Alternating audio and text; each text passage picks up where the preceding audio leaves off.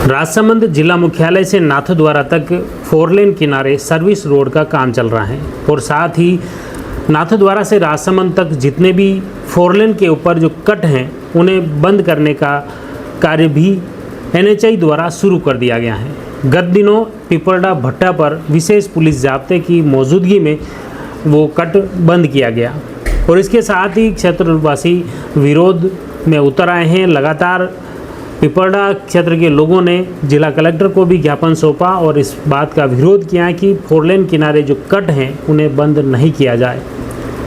क्षेत्रीय लोगों का कहना है कि इस कट की वजह से लोगों की काफ़ी आवाजाही है और जो कि बंद हो जाएगी, अवरुद्ध हो जाएगी, जिसकी वजह से ग्रामवासियों को बड़ी मुश्किल होगी। ग्रामवासियों का कहना है कि 4 लेन के दूसरे छोर पर खेत है तो एक छोर पर मकान है। इस वजह से लोगों को दिन भर में कई बार मवेशी भी लाने ले जाने पड़ते हैं और आम रूटीन के कामकाज के लिए भी लोगों को काफ़ी 4 लेन पार करना पड़ता है। ऐसे में अगर बंद कर दिया जाएगा तो क्षेत्रवासियों के लिए बड़ी मुश्किल खड़ी हो जाएगी।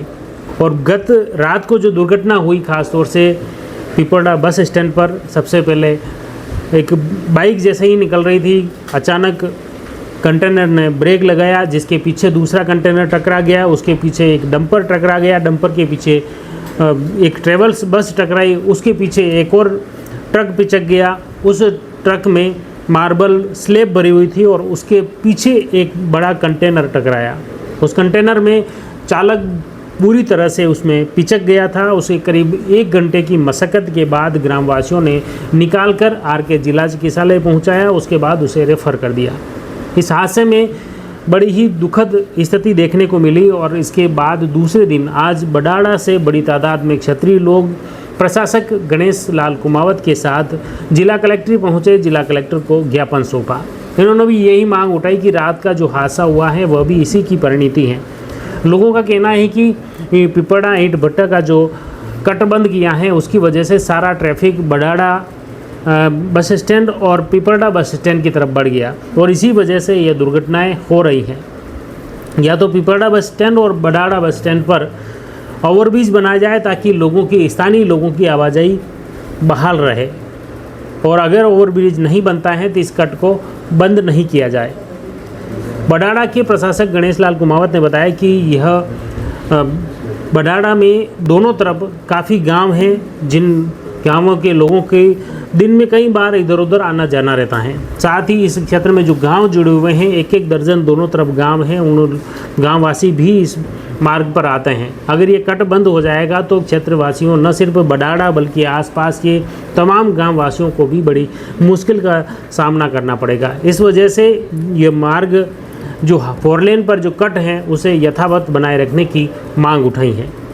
देखिए जिला कलेक्टर को ज्ञापन देने के बाद आक्रोशित बडाड़ा के ग्रामवासी क्या कुछ बोले, सुनिए। सर, आज आप जिला कलेक्टर बता रहे ज्ञापन सौंपा है, क्या कुछ मुद्दा है?